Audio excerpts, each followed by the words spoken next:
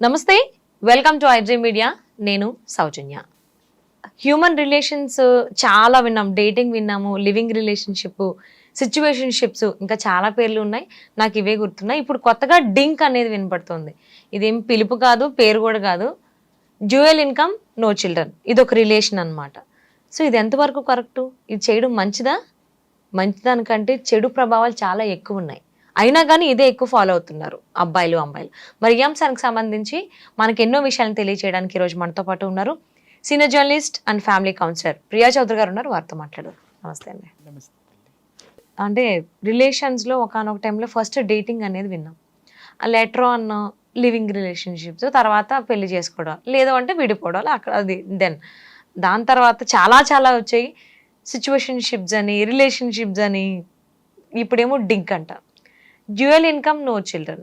అసలు dual income ఏంటి? అసలు అసలు ఈ బంధాలకి విలువ అనేది లేకుండా పోతుంది ఈ మధ్య కాలంలో. ఏమంటారు మీరు దీని గురించి? దాంట్లోనే ఉంది కదా డ్యూయల్ ఇన్కమ్. డ్యూయల్ ఇన్కమ్ వాళ్ళు చూసింది ఏంటి? ఇన్కమ్ని ఎంజాయ్ చేయాలని. ఏ ఇన్కమ్ని చూశారు వాళ్ళు? వాళ్ళకి వచ్చేటటువంటి కరెన్సీ నోట్ల యొక్క ఇన్కమ్ని మాత్రమే చూశారు. ఇంకొక ఇన్కమ్ ఏముంది అని అంటే, ఒక ఇద్దరు పెళ్లి పేరుతోటి ఒకటయ్యి ఈ సృష్టిలోకి, అంటే ఈ ప్రపంచంలోకి ఇంకొక బిడ్డని కూడా వెల్కమ్ చేయటం. అవునా? తద్వారానే ఈ సృష్టి పుట్టింది, తద్వారానే ఈ సృష్టి ఇంత పెరిగింది, తద్వారానే ఇవాళ మనం ఇంత సోకాళ్ళు పబ్బులు, క్లబ్బులు, ఎంజాయ్మెంట్లు ఇవన్నీ నేర్చుకున్నాము. అవన్నీ ఎక్కడి నుంచి? డ్యూయల్ ఇన్కమ్లు ఎక్కడి నుంచి వచ్చినాయి? ఈ డ్యూయల్ ఇన్కమ్ ఈ యొక్క పెద్ద మనిషి యొక్క అమ్మా నాన్న వీడిని కంటే వీడికి ఒక ఇన్కమ్ వచ్చింది. ఈ అమ్మ యొక్క అమ్మా నాన్న ఈమెను కంటే ఈమె పెరిగి పెద్ద చదువుకొని వాళ్ళంతా ఖర్చు పెడితే ఈమెకి ఇన్కమ్ వచ్చింది. ఎక్కడి నుంచి వచ్చింది ఇన్కమ్? ఈ అబ్బకి వీళ్ళ అమ్మా నాన్న ఖర్చు పెట్టి చదువులు చదివించి నానా కష్టాలు పడి వాళ్ళ యొక్క శ్రమని, వాళ్ళ ఇన్కమ్ ని ఖర్చు పెడితే ఈ పెద్ద మనిషికి ఇన్కమ్ వచ్చింది. ఈ అమ్మకు కూడా సేమ్ అంతే. వాళ్ళ అమ్మా నాన్న నానా కష్టాలు పడి నానా త్యాగాలు చేసి, లేదా ఉన్న దాంట్లో అద్భుతంగా పెంచి చదువులు చెప్పించి ఒక స్వేచ్ఛనిచ్చి ఒక జీవితంలోకి వదిలిన తర్వాతే ఈ అమ్మకి ఇన్కమ్ వచ్చింది. ఇప్పుడు వీళ్ళిద్దరూ కలిసి ఈ ఇన్కమ్ ఏం చేస్తున్నారు? నాకు మాత్రమే సొంతము, నేను మాత్రమే వాడుకుంటా, నేను మాత్రమే పాడుకుంటా, నేను మాత్రమే పారేసుకుంటా అనేటటువంటి సిచ్యుయేషన్లోకి వీళ్ళు వచ్చారు. ఇక్కడ అర్థం ఏంటి అని అంటే, ఈ మధ్య బాగా చూస్తున్నాను కదా, కొంతమంది సోకాల్డ్ మేధావులు, సోకాల్డ్ ప్రొఫెషనల్స్ కూడా సమర్థించేది ఏంటి అని అంటే, ఎందుకండి జీవితాన్ని ఎంజాయ్ చేసి పడేసిపోవాలి? జీవితం ఎంత విలువైందో నీకేం తెలుసురా? నిజంగా జీవితం యొక్క విలువ తెలిసిన వాడు ఎవ్వడూ కూడా ఈ మాట మాట్లాడు. రామకృష్ణ పరమహంస పెళ్లి చేసుకున్నా కూడా సంసారం లేకుండా ఉన్న ఒక పరమార్థం ఉంది ఆయనకి. లోకానికి ఒక వివేకానందుని ఇచ్చాడు. అప్పట్లో బ్రిటిషర్స్ నుంచి మనం పరిపాలనలో ఉన్నప్పుడు వాళ్ళని మోటివేట్ చేసి దేశం మీద ప్రేమని నూరిపోసినటువంటి తన ప్రసంగాల ద్వారా భారతదేశం యొక్క ఔన్నత్యం గురించి, భారతదేశం యొక్క కర్మ సిద్ధాంతం గురించి అద్భుతంగా చెప్పి యువతలో ఒక చైతన్యాన్ని తీసుకొచ్చినటువంటి, ఒక ప్రజ్వలించేటటువంటి ఒక జ్యోతినిచ్చినటువంటి చరిత్ర రామకృష్ణ పరమహంసకు ఉంది.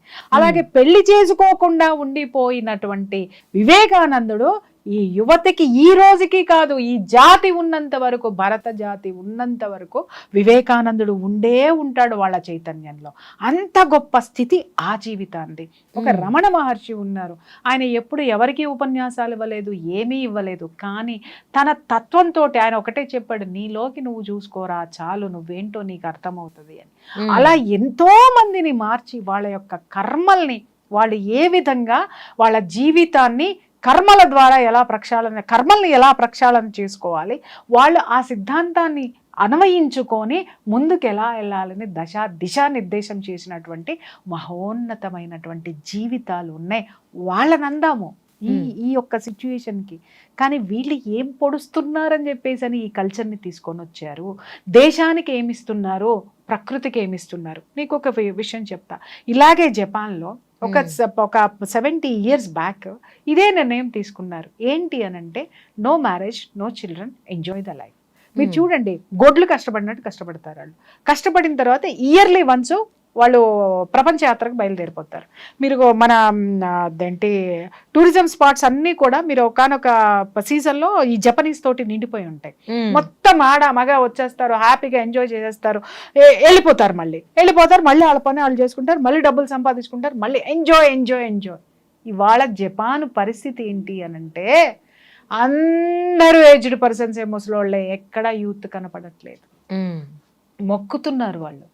జపాన్ గవర్నమెంట్ జపనీస్కి మొక్కుతుంది. ఏమని అంటే, అయ్యా దయచేసి పిల్లల్ని కనండి, అయ్యా దేశం నాశనం అయిపోతుంది. ఇవాళ జనరేషన్ అనేది లేకపోతే దేశం ఎక్కడికి పోతుంది? దేశం అనేది ఉంటుందా? భూమి మీద మనిషి అనేటటువంటి వాడు లేకపోతే ఆ ప్రాంతం ఏమైపోతుంది? మళ్ళీ ఎక్కడికి వెళ్ళిపోతుంది? శూన్యమైపోదా? ఈ శూన్యంలో ఈ శూన్యం నుంచే నువ్వు వచ్చావు, శూన్యంలోకి నువ్వు వచ్చి పునరుత్పత్తి ద్వారా నువ్వు అన్నవే DINK dual income for enjoyment. ఈ ఎంజాయ్మెంట్ని ఇచ్చింది విత్ చిల్డ్రన్ ఉన్న పర్సన్స్. అండర్స్టాండ్? విత్ చిల్డ్రన్ ఉన్న వాళ్ళ కోసమే. Do you understand? అర్థమైందా? పిల్లల్ని కన్నవాళ్ళు ఇచ్చారు, కన్న పిల్లల కోసమే ఇచ్చారు. అవును. ఇది అర్థం చేసుకోకుండా ఎవడబడితే వాడు ఏ మూర్ఘపు జాతికి ఏది తోస్తే దానికి ఒక పేరు పెట్టి సోషల్ మీడియాలో దాన్ని పర్వర్టెడ్గా చేసి ఇవన్నీ చేసుకుంటూ ఇది చాలా గొప్పదని కొంతమంది మూర్ఘపు మేధావులు అనబడేటటువంటి వాళ్ళు వీటిల్ని సమర్థించుకుంటూ కొంతమంది ప్రొఫెషనల్స్ తాళాలేస్తూ దీన్ని ఎక్కడికి తీసుకెళ్దాం అనుకుంటున్నారు? ఒకసారి చెప్పండి అమ్మా. ప్రపంచంలో ఎక్కడికెళ్ళి చూసినా భారతదేశం యొక్క వివాహ వ్యవస్థకి చేతులెత్తి ఎందుకు మొక్కుతారు? భారతదేశపు సంస్కృతికి చేతులెత్తి ఎందుకు మొక్కుతారు? ఒక డిసిప్లిన్ ఉంది, ఒక కుటుంబ కట్టుబాటు ఉంది. కట్టుబాటు వల్ల వచ్చేటటువంటి ఆ యొక్క డిసిప్లిన్తో కూడినటువంటి జీవితం ఏదైతే ఉందో ప్రశాంతంగా ఉంది. ఇప్పుడు లేదు, ప్రశాంతంగా ఉంది. అందుకే ఇండియా అనగానే ఇలా ఎందుకు చేతులు వస్తాయి, ఇలా ఎందుకు రావు, ఇలా ఎందుకు వస్తాయి, విడిపోయిన చేతులు కలుస్తాయి. ఎందుకు కలుస్తాయి అని అంటే ఒక సంస్కృతిని క్రియేట్ చేసినటువంటి అద్భుతమైనటువంటి మహోన్నతమైనటువంటి చరిత్ర మన భారతదేశాన్ని. ఇలాంటి భారతదేశంలో పుట్టిన వాళ్ళు ఈ విధమైనటువంటి పోకడలకి, ఇందాక మీరు నన్ను క్వశ్చన్ వేసేటప్పుడు అన్నారు లివింగ్ టుగెదర్ విన్నాము, తర్వాత డేటింగ్ విన్నాము. అవన్నీ ఏమైనాయమ్మా? నా చిన్నప్పుడు విన్నాను డేటింగ్, అది ఇప్పుడు ఎక్కడుందో తెలదు. తర్వాత విన్నాను లివింగ్ టుగెదరు, అది ఇప్పుడు పోయి డింక్ వచ్చింది. అంటే ఇది కూడా వచ్చింది పోవడానికే. దీంట్లో కూడా కొంతమంది జేరీ నా చిన్నప్పుడు ఇంకొక కల్చర్ ఉండేది, హిప్పీస్ అని ఉండేవాళ్ళు.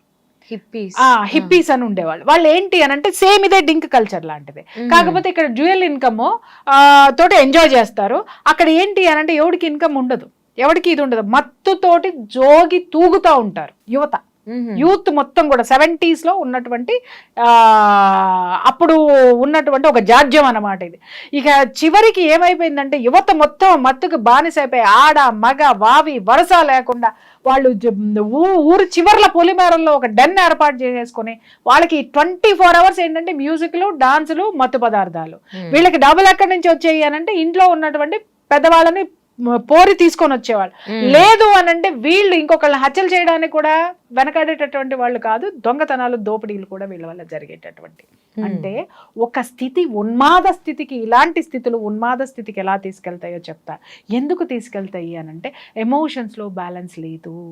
ఎమోషన్స్లో ఎప్పుడు బ్యాలెన్స్ వస్తుంది అని అంటే ఇద్దరు కలిసి ఒక క్రమశిక్షణతో కూడుకున్నటువంటి జీవితంలోకి వచ్చినప్పుడు, మీ ఇద్దరికీ కలిసి ఒకళ్ళో ఇద్దరో ముగ్గురో మీ జీవితంలోకి వచ్చినప్పుడు అప్పుడు బ్యాలెన్స్ అవుతుంది, అప్పుడు డిసిప్లిన్ వస్తుంది, అప్పుడు క్రమశిక్షణతో కూడినటువంటి జీవితం ప్రశాంతంగా ఉంటుంది. ఇంకొక విషయం కూడా చెప్తున్నాను, మీరు అడగచ్చు మేడం మరి ఇలాంటి కల్చర్ని ఈ విధంగా ఎందుకు పుట్టుకొచ్చేటటువంటి అవకాశాలు అసలు ఎవడు పుట్టించాడు వీటిని? ఒక మీరన్నట్టు ఒక హిప్పీ కల్చర్ కానీ, తర్వాత ఈ డేటింగ్ కల్చర్ కానీ, లేకపోతే ఇంకొకటి కానీ జీవితంలో ఫెయిల్యూర్ అయినాడు పుట్టిస్తాడు. ఓకే, ఇప్పుడు ఏంటి డ్యూయల్ ఇన్కమ్, నో చిల్డ్రన్ వద్దని వీళ్ళు ఎందుకు అనుకున్నారు అని అంటే కొంతమంది, అందరిని అనట్లేదు రోయ్, కొంతమందినే చెప్తున్నాను నేను, కొంతమంది పేరెంట్స్ యొక్క దీనికి నోచుకోరు. వాళ్ళ ప్రేమకి నోచుకోరు, వాళ్ళు దూరంగా ఉంటారు. ఏ కారణాల చేత అయినా సరే విడిపోయి ఉండొచ్చు. అలాగే ఒకళ్ళ మీద ఒకళ్ళ కోపంతో ఈ పిల్లల్ని నెగ్లెక్ట్ చేసి ఉండొచ్చు. వీళ్ళు కష్టాలు పడో, కన్నీళ్లు దాచుకునో, ఒంటరితనంతో పెరిగి పెద్దయి ఒక స్థితికి వచ్చిన తర్వాత ఈ జీవితాలు ఎందుకు, పిల్లల్ని కానీ ఏం చేయాలి మేము, పిల్లల్ని కానీ ఏం చేయాలి, ఈ విధమైనటువంటి జీవితం, వాడు ఉంటాడో ఉండడో తెలియదు, ఏం చేస్తారో తెలీదు, తర్వాత అత్తగారు వస్తారు, మాంగారు వస్తారు, వీళ్ళందరూ వస్తారు, వీళ్ళిద్దరి మధ్య మేం బతికినట్టుగానే మా పిల్లలు బ్రతుకుతారేమో, వద్దు అనేటటువంటి కల్చర్లో ఉన్నటువంటి కసితో కూడినటువంటి వాళ్ళు క్రియేట్ చేస్తారు. ఇంకొకళ్ళు ఉంటారు, ఎవరు అనంటే నేనెందుకు పిల్లల్ని కనాలి, నా అందం పాడైపోతుంది, నేనెందుకు పిల్లల్ని కనాలి, వాడి ముడ్డి మూతి కడగాలి, నేనెందుకు పిల్లల్ని కనాలి, వాళ్ళ కేరింగ్ తీసుకుంటే నా ఎంజాయ్మెంట్ ఏమవుతుంది. అంటే నాకు అర్థం కాని విషయం ఏంటంటేనండి, ఇప్పుడు ఎవరైతే పిల్లలు వద్దు అనుకుంటున్నారో వాళ్ళ తల్లిదండ్రులు కూడా వద్దు అని అనుకుంటే వీళ్ళు పుట్టారు కదా, వీళ్ళు ఉండరు కదా. ఇప్పుడు వాళ్ళని మీరు ఇదే క్వశ్చన్ అడగండి, వాళ్ళ నుంచి ఏం ఆన్సర్ వస్తుందో నేను చెప్తా. మేము పుట్టకపోతే ఇంకా హ్యాపీగా ఉండేవాళ్ళం కదా, మేము కనమన్నామా? బాధ్యతారాహిత్యమైనటువంటి ఆన్సర్ అది. బాధ్యతారాహిత్యమైన ఎస్కేపిజం అంటారు దాన్ని, అర్థమైందా? వీళ్ళందరూ ఎస్కేపిజం మోడ్ లో ఉంటారు, దేన్ని కూడా రిసీవ్ చేసుకునే రిసీవింగ్ మోడ్ లో లేరు. అంటే బాధ్యతలు తీసుకోలేకనా? అంతే, ఎస్కేపిస్టులు వీళ్ళు. ఎస్కేపిస్టులు కాబట్టి మేము కనమన్నామా, మీరు పెళ్లి చేసుకుంటే మేము కనమన్నామా? ఎవరిని అడిగితే పేరెంట్స్ కనరు. ఇంకొకటి సృష్టి రహస్యం తెలుసుకోవాల్సింది ఏంటంటే, మళ్ళీ భారతదేశానికే వస్తా, మళ్ళీ కర్మ సిద్ధాంతానికే వస్తా. నువ్వు చూస్ చేసుకున్నావు నీ తల్లిదండ్రుల్ని, నేను ఇక్కడికి ఈ భూమి మీదకి వస్తాను అని, అలా నువ్వు ఈ భూమి మీదకి వచ్చావు తప్ప నీ పేరెంట్స్ నిన్ను కనల. నీ పేరెంట్స్ యాక్సెప్ట్ చేశారు, సరే రా నువ్వు ఈ కష్టాలు పడతావా పడు, నువ్వు ఈ సుఖాలు పొందుతావా పొందు, నువ్వు ఈ ప్రేమను ఇస్తావా ఇవ్వు, ఈ ప్రేమను తీసుకుంటావా తీసుకో అని ఒక ఒప్పందం, ఈ డింక్ ఒప్పందం ఏదైతే ఉందో, మన జన్మ యొక్క ఒప్పందం కూడా ఆల్రెడీ జరిగిపోయే ఈ భూమి మీదకి మనం వస్తామనేటటువంటి విషయం వీళ్ళకి చెప్పేటటువంటి మేధావులు ఇంకా రాలేదా? చెబుతున్నా కూడా వీళ్ళ బుర్రలకి ఎక్కలేదా అనంటే, చెప్తున్నాను కదా, మనము తోట వేస్తాము, చీడ పడతా ఉంటుంది ఒక్కొక్క చెట్టుకి, ఏం చేస్తాము, కొన్నాళ్ళు చూస్తాము, మందేస్తాము, చీడ తగ్గుతుందేమో అని చెప్పేసి, మందేయంగానే చీడ తగ్గిపోతుంది. కొన్నిట్లకి పాకుతూ పోతా ఉంటది, మందు వేసినా కూడా తగ్గదు. కారణం ఏంటంటే ఆ మందులో ఈ చీడకు సంబంధించినటువంటి చంపేటటువంటి కెమికల్స్ స్ట్రాంగ్ గా లేకపోవడమే. అంటే మనం చేసేటటువంటి ప్రయత్నం ఈ దౌర్భాగ్యాలన్నిటినీ పారద్రోలటానికి మన యొక్క కృషి లేకపోతే ప్రకృతి దాని పని అది చేసుకుంటూ పోతుంది. ఏదో ఒక రోజు ఇవన్నీ ఎలా వచ్చినాయో, ఈ సృష్టి రహస్యం తెలియనటువంటి వాడు, ఈ సృష్టి యొక్క ధర్మం తెలియనటువంటి వాడు చేసేటటువంటి దగుల్బాజీ పనులు, ఎస్కేపిస్టులు చేసేటటువంటి పనులు. అరే ఈ దునియాలోకి నువ్వు ఎందుకు వచ్చావు, ఓ పెద్ద CEO నవ్వడానికి వచ్చావు, అరే ఈ దునియాలోకి నువ్వు ఎందుకు వచ్చావు, పెద్ద డాక్టర్ నవ్వడానికి వచ్చావు, పెద్ద లాయర్ నవ్వడానికి వచ్చావు, పెద్ద సినిమా యాక్టర్ నవ్వడానికి వచ్చావు. అయిన తర్వాత ఏం పొడుస్తావు తెలియదు. You have to face the challenges. You should win. నువ్వు ఛాలెంజెస్ ఫేస్ చేయడానికి ఈ దునియాలోకి వచ్చావురా బాయ్. నీకు ఎలాంటి అత్త వచ్చినా నేను ఎదిరించి నిలబడతా, ఎలాంటి మొగుడు వచ్చినా ఉన్నా లేకపోయినా నా జీవితంలో వచ్చిన సవాళ్ళని ఎదుర్కొని నేను నిలబడి నన్ను నేను ప్రూవ్ చేసుకొని నేనంటూ ఈ జాతికి ఒకటి అద్భుతమైనటువంటి ఒక శక్తిని మిగిల్చి వెళ్తాను అనేటటువంటి దృక్పథంతో ఎవరైతే ఈ జీవితంలోకి ఈ భూమి మీద తెలుసుకున్నవాడు ఉంటాడో ఆ మనిషే మహర్షి అవుతాడమ్మా. ప్రజెంట్ బాగున్నామా అయిపోయింది, అంటే ఫ్యూచర్ గురించి ఎవరికి ఆలోచన లేదు. సో అందుకే రిలేషన్స్కి సంబంధించి అబ్బాయి అమ్మాయిలకి నెలకో లేకపోతే 15 రోజులకు ఒక కొత్త రకమైనటువంటి రిలేషన్షిప్స్కి సంబంధించి బయటకు వస్తున్నాయి. ఇలాగా సిచ్యువేషన్షిప్స్ అని చిన్నవి 1 hour షిప్స్ ఇవి చాలా ఉన్నాయి. సో అలానే ఈ డింక్ కూడా. సో ఇవన్నీ దూరం అయిపోయి ముఖ్యంగా భారతీయులకి సరే తల్లి తిరిగి ఇప్పుడు ఒక సైకిల్ వీల్ ఉంది, ఇప్పుడు నీ వెనక ఒక వీల్ ఉంది, ఆ పై భాగం మళ్ళీ కిందకి రావాల్సిందే, కింద భాగం మళ్ళీ పైకి వెళ్తుంది. అంటే కిందకి వచ్చినటువంటిది ఈ కల్చర్ ఏదైతే ఉందో అది వెళ్ళిపోవాల్సిందే, అదేదైతే ఉందో మళ్ళీ కిందకి రావాల్సిందే. సో ఇప్పుడు ఏదైతే భ్రష్టు పట్టించడానికి వచ్చినటువంటి ఈ కల్చర్ ఏదైతే ఉందో కాలగర్భంలో కలిసిపోవాల్సిందే. చివరికి నిలబడేటటువంటిది ఏంటంటే ప్రకృతి ఏదైతే మనకి ఇచ్చిందో ధర్మము, ఆ ధర్మమే నిలబడి తీరుతుంది. సో అదే నిలబడాలని చాలా నేను గట్టిగా కోరుకుంటున్నాను. ఇలాంటివి ఎంత తొందరగా వచ్చి అంతే తొందరగా భూగర్భంలో కలిసిపోయి అసలు రాకుండా ఉంటే ఇంకా చాలా మంచిది. So thank you so much అండి.